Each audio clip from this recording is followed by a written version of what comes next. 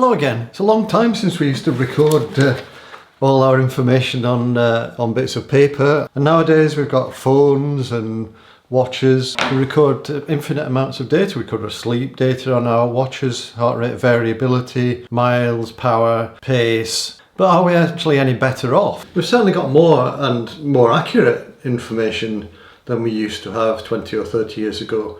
But whether it's better information, well, that really depends on you and what you record and what you do with it. Actually, I think we're a lot better off with the metrics that we can record now, and perhaps more so by the way that we can analyse the data, because everything now goes into computerised training diaries like Training Peaks, Final Surge, Strava, or whatever you choose to use. You can see whether things are trending up and you're improving, or you can see whether things are trending down and things are getting worse and you're getting more and more tired, and then you can do something about it. However, there is a lot of information, so specifically what you look at and what you do with it is quite important. I think you can break things down into maybe 5 categories. One being stress, which is the external load on your body. So if you record miles or kilometres, that could be a measure of volume. The amount of time you're running for is another measure of volume. How fast you're going for whatever time is a measure of volume, and things like training stress score that people now use to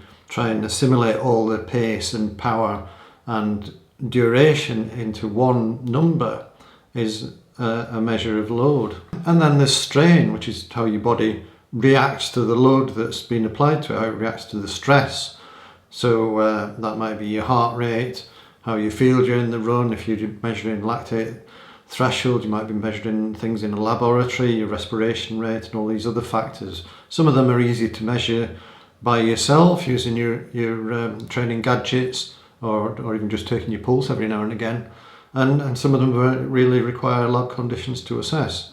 But it's important to have some sort of measure of how your body's responding to the load that you're putting on it. And then there are other things like progress against goals. So it's useful to set some goals. It's useful to set what's known as performance goals and process goals, because they're things that you're in control of. I won't go into the details of goal setting here. And then there's the status. What I've called status is what condition your body's in and your mind's in on any given day. What's your body weight? What's your heart rate variability? What's your resting heart rate on waking? What's your hydration level like? And other factors that the training tools might provide for us, like our chronic training load or acute training load. The chronic training load is how much training you've been doing over a long period of time, and it supposedly gives you an idea of your fitness, a rough idea of your fitness. And the acute training load is how much training you've been doing over the last couple of weeks, and that gives you an idea of how tired you might be if you compare it with the chronic training load and get what's known as this training stress balance. So those numbers come from your stress values, from how fast you're going and for how long you're going at that speed. And that combines to provide the training stress score to give you chronic training load, acute training load and training stress balance. So they're sort of stress values, the status of the stress that you're putting on your body. And they may not relate to how you feel or how tired you are, because there are a lot of other factors that they don't know about. Just all they're doing is measuring what you're doing when you're running. They're not measuring whether you've had an argument with your boyfriend or your girlfriend, or whether you've slept badly, whether you've had 10 pints of beer the night before, and things like that, sort of lifestyle things. And that's the 5th category, lifestyle. How do you live your life? Do you live it in a good way? Is it worth measuring how you live your life? How much sleep you get is obviously fundamentally important to how quickly you can recover from things. What your nutrition's like. Tracking nutrition using tools like MyFitnessPal can be an effective way of getting an idea of whether you're getting enough calories, whether you're getting enough carbohydrates, macronutrients or even micronutrients. But tracking your nutrition as spot checks, if the thing that your nutrition might not be quite right, is useful. It's very difficult to do it every day, every week. It seems a little bit more onerous, and that then is a life stress. That things that you have to do every day, if they become too onerous, then become quite stressful, and that impacts on your recovery and how you feel and your mood and everything. And of course, subjective metrics, your perceived exertion during your run, your mood, your grumpiness, how you feel, how tired you feel, and these sorts of things are really useful to measure.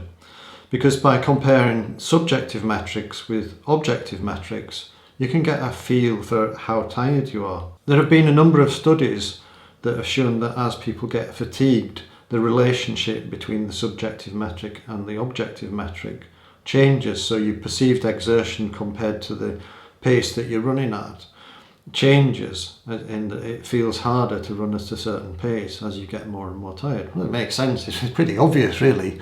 But if you record these things, you can then look at the trends and you can see, oh, actually, this is when it normally gets to this proportion, I'm usually a bit too tired and I need a break. Or sometimes it's useful to say, well, I feel really tired, I wonder why that is, and then you can look at your actual metrics and think, oh yeah, it's usually I feel really tired when that happens, so I'd better do something about it. And it stops that tendency to push through and try and tough it out, which in most cases isn't a good idea.